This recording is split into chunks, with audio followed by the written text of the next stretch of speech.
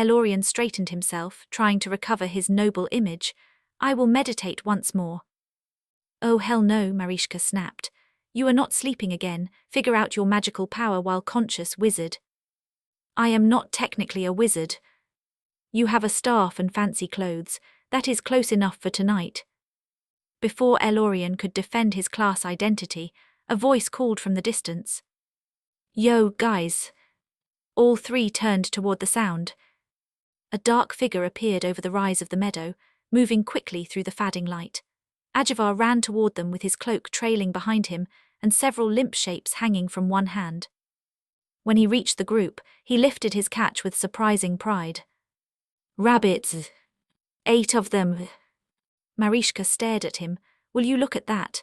Agivar the rabbit bane has returned. We now have 9 rabbits and still no fire to cook them. Yippee. Agivar ignored the sarcasm at first. He was breathing fast, but his expression carried urgency. His eyes kept moving back toward the hill. Beorne noticed immediately. Yo, bro, what is with that face? I cannot tell if you are scared or if you need to poop. Agivar froze. Why is that always your first guess? Because your face is confusing.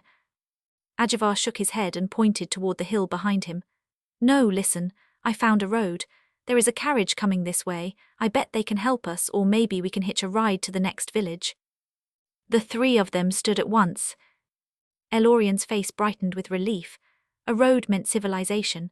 Civilization meant answers, food, shelter, and possibly someone who knew how magic worked better than a sleeping sun elf with a staff. Beorne's thoughts were simpler.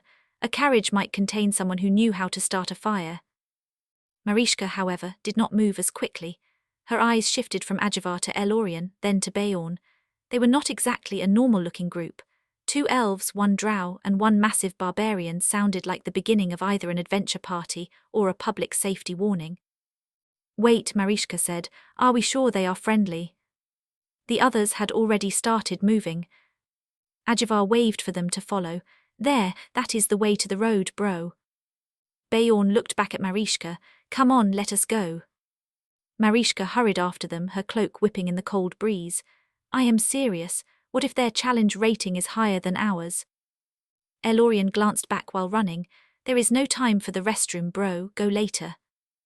Marishka nearly tripped. Not that kind of CR, I mean challenge rating. Beorne nodded as if he understood absolutely nothing. We will challenge them with friendship. That is not how hostile encounters work. I thought we were going north. This is the complete opposite direction, and it is not what we agreed on, the elf girl said, her voice tightening with frustration. The group ran over the hill and down the slope beyond it. The land dipped toward a narrow dirt road cutting through the meadow. By then the sun had nearly vanished, leaving the world painted in dim orange, deep blue and early shadow. The road was rough, marked with old wheel tracks and bordered by tall grass that swayed in the evening wind. A carriage came into view, drawn by a single horse. 2 people sat on the driver's bench. They looked human, probably villagers or farmers. The man held the reins with both hands, while the woman beside him clutched a wrapped bundle against her chest. Their clothes were plain but decent, worn by work rather than poverty. That looks safe enough, Beorne said. Marishka gave him a sharp look. That is exactly what people say before rolling initiative. Elorian, Agivar and Beorne moved into the middle of the road and began waving. Beorne smiled broadly and waved both arms.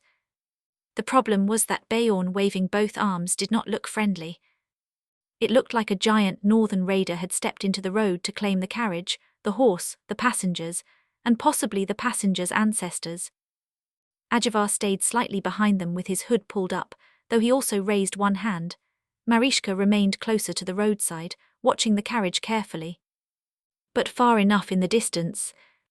For a moment the carriage looked like it was slowing down.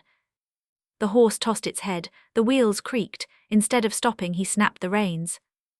The horse surged forward, the carriage rushed straight toward them. Marishka's stomach dropped. Move. Agivar's body reacted before his mind did. His drow reflexes took over with terrifying speed. He twisted sideways, leaped out of the road and landed in the grass, stumbling only once before catching his balance. Elorian froze. For one terrible second, the noble sun elf stood in the road as the horse thundered toward him, eyes wide, staff lowered, mind empty. Beorne moved. Despite his size, the barbarian crossed the distance with explosive speed. He grabbed Elorian by the back of his robe and threw him aside like a bundle of laundry. Elorian hit the grass with a startled cry and rolled out of danger. Beorne did not. The horse struck him first. The impact sounded like a heavy drum cracking beneath a hammer. Beorne's massive body flipped backward, crashing against the front edge of the carriage. The driver screamed, the horse panicked, the wheels jolted over stones. Beorne barely avoided being crushed beneath the carriage, but one of his arms caught through the side railing. The carriage kept moving. It dragged him with it. "Stop," Beorne roared. "Stop the damn carriage, bro, what the hell are you doing?" His boots tore through the dirt road as he struggled to find footing. Sparks of pain shot through his shoulder, but his barbarian strength surged through him like a storm.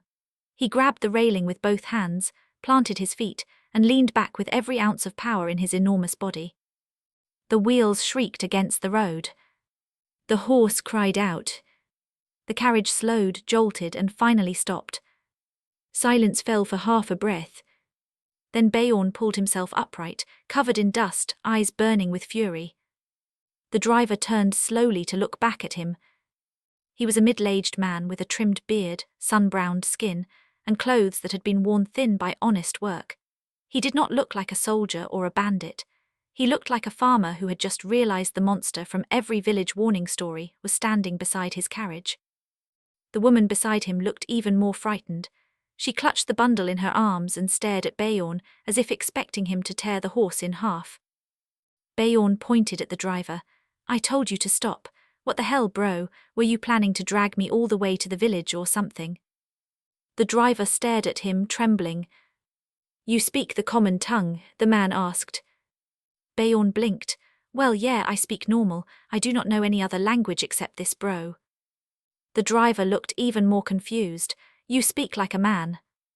Beorne frowned. "I am a man." The woman shook her head quickly. No, the northern raiders speak before they burn. My father told me that. They laugh first, then they take everything." Beorne's anger faded slightly. "Wait, what?" Elorian rose from the grass and brushed dirt from his robe with wounded dignity. Agivar stood near the edge of the road, hood half fallen back, while Marishka approached with careful steps. The farmer glanced at the elves and drow with uncertainty, but his eyes kept returning to Beorne. The elves confused him. The drow unsettled him. The barbarian terrified him. Marishka noticed it immediately and whispered, "Oh, they are not scared of us, they are scared of him." Agivar looked at Beorne. "That is somehow worse and funnier." Beorne pointed at himself. "Why me? I am the friendly one." Marishka gave him a flat stare. "You are 7 feet tall, covered in hide armor, carrying a giant axe, and you just stopped a carriage with your hands." Beorne looked down at himself. "Okay, that sounds bad when you say it like that." Elorian stepped forward slowly, raising one hand in a peaceful gesture. His voice became calm, refined, and noble, even though grass still clung to one sleeve. "Good sir, we apologize for frightening you. We are travelers, lost and in need of guidance. We seek only the nearest village." The farmer barely looked at him. His focus remained on Beorne. "Is he with you?" Elorian glanced at Beorne. "Regrettably, yes." "Hey," Beorne said. The farmer's wife spoke in a trembling voice. "Is he from the Frostjaw tribes?" Beorne opened his mouth, then closed it. "Technically, my character is." Marishka elbowed him hard. Beorne corrected himself quickly. "I mean, I am Beorne. I am not here to raid anyone. I do not want your horse, I do not want your carriage. I only want fire and maybe food." The farmer tightened his grip on the reins. "That sounds exactly like something a raider would say before asking where we keep the grain." Beorne looked genuinely hurt. "Bro, I do not even know how to make fire right now. Do I look organized enough to raid a village?" Agivar coughed into his hand. "That is not the defense you think it is." Marishka took a step forward, keeping her hands visible. "Please listen. We are lost, we do not know this road, we do not know where the nearest settlement is. We were hoping you could help us." The farmer finally looked at her properly. His expression softened with uncertainty. You are an elf. Marishka hesitated. Moon elf. The farmer glanced at Elorian, and he is another kind. Sun elf, Elorian said. The farmer looked toward Agivar, and that one. Agivar lowered his hood fully. Drow. The farmer frowned, not with hatred, but with the expression of a man trying to remember half a story from childhood. I have heard the word. I do not know what it means. Agivar blinked. That is better than expected. The farmer's wife looked between the three elves. Are your people from far away? Elorian answered carefully. Very far it seems. The farmer swallowed and looked at Beorne again, and the barbarian. Beorne sighed, still friendly. The farmer did not seem convinced. Then from far beyond the meadow, something howled. It was not a wolf. The sound rolled across the hills, low and long, filled with hunger and something older than hunger. The horse stamped and pulled against the reins. The farmer's wife clutched her bundle tighter. Even Beorne stopped trying to explain himself. Marishka felt the cold crawl up her spine. The farmer looked toward the darkening hills and his fear changed. He was still afraid of Beorne, but now he was afraid of something else too. Something worse. Elorian noticed the shift immediately. Is it dangerous to remain on the road after sunset? The farmer hesitated for only a moment. Then he pointed toward the back of the carriage. Get in. Beorne blinked. Even me. The farmer looked at him with a grim expression. I would rather have one barbarian inside the carriage than whatever made that sound outside of it. Agivar looked toward the hills. What was that? The farmer snapped the reins into his hands. Something that hunts slower people first. But nobody argued after that.